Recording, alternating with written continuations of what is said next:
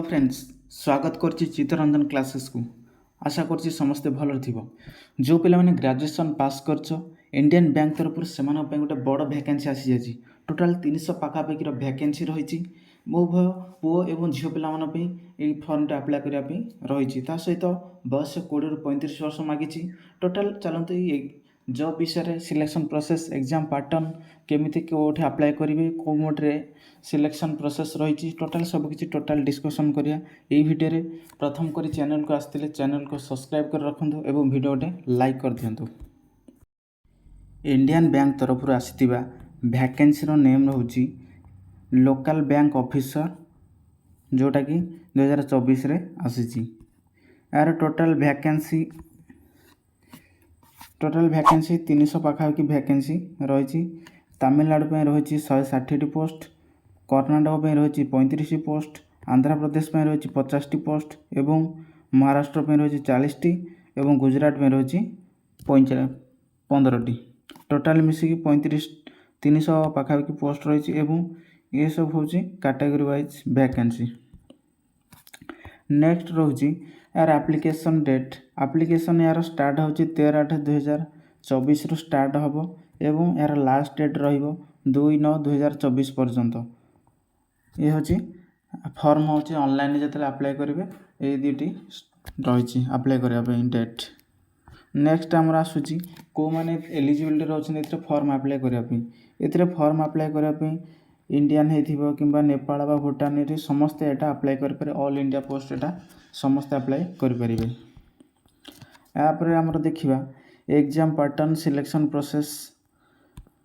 यही exam T minimum general पिला 20 वर्ष और मैक्सिमम 30 वर्ष रही। Local bank officer scale 1 officer job T यह जस्ट ग्रेजुएशन पास पिला ही कही जो मानकर ऑलरेडी सर्टिफिकेट आसी जाए से अप्लाई करेंगे। फाइनल ईयर पिला अप्लाई करेंगे ना। यापर एज रिलैक्सेशन रखी जो पिलानी एससी एसटी से 5 वर्ष एज रिलैक्सेशन रखी ओबीसी पिला 3 वर्षर एवं पीडब्ल्यू पिला 10 वर्षर एज रिलैक्सेशन रही। यापर आमर सिलेक्शन प्रोसेस कौन रहा। सिलेक्शन प्रोसेस हूँ 2टी स्टेज रे सिलेक्शन हम। प्रथम आपनकर रिटन टेस्ट हम कि आपनकर फास्ट इंटरव्यू एमती किसी कहनी पर्टिकुलाली, किंतु जदि आपनकर फास्ट इंटरव्यू हो तापर रिटन टेस्ट हम। जदि रिटन टेस्ट प्रथम तापर इंटरव्यू हम एवं एग्जाम जो हम रिटन टेस्ट ऑनलाइन मोड हम। सीबीटी रीजनिंग एवं मैथ मिसिक आसो 45 मार्क 60 मार्क हूँ क्वेश्चन रहिबो 60 मिनिट। तापर हूँ जनरल इकोनॉमी बा बैंकिंग अवेयरनेस 40टा क्वेश्चन आसीबो 40 मार्कर 35 मिनिट मिलिबो। इंग्लिश 35टा क्वेश्चन आसीबो 40 मार्कर 40 मिनिट मिलिबो एवं डाटा एनालिसिस बा इंटरप्रिटेशन आसीबो जोटा 35टा क्वेश्चन आसीबो 60 मार्कर 45 मिनिट मिलिबो। टोटाल हूँ 155टा क्वेश्चन आसीबो 200 मार्कर एग्जाम हम 3 घंटार एग्जाम हम।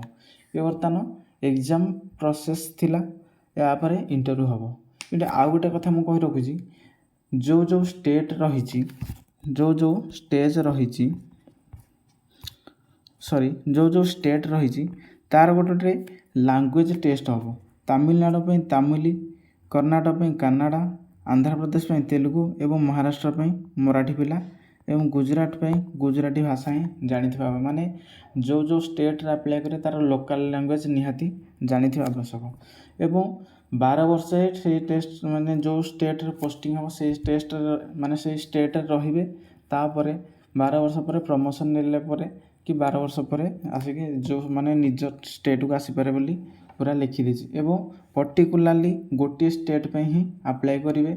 डबल स्टेट में अप्लाई कले हम ना। ओके मन रहा। बर्तमान एप्लिकेशन फी रही केते। एप्लिकेशन फी जो पिला माने एससी एसटी पीडब्ल्यूडी से 175 टଙ୍କା रही एवं अदर जो पिला माने रहिले से 1000 टଙ୍କାର एप्लिकेशन फी रखी चार्ज जोटा कि नॉन रिफंडेबल रही। नेक्स्ट अच्छी जो पिला ओडिशा पकेबे से कौटी एग्जाम देवे जाएगी तो से टेंशन नेबार किसी ना। आपणकर एग्जाम ओडिशा पिला भुवनेश्वर एवं संबलपुर दुईटी सिटी रे एग्जाम हो एवं टोटाल हूँ सीबीटी मोड हम और इंटरव्यू हम। ओके बर्तमान आम जाना सालारी केते कौन रोची।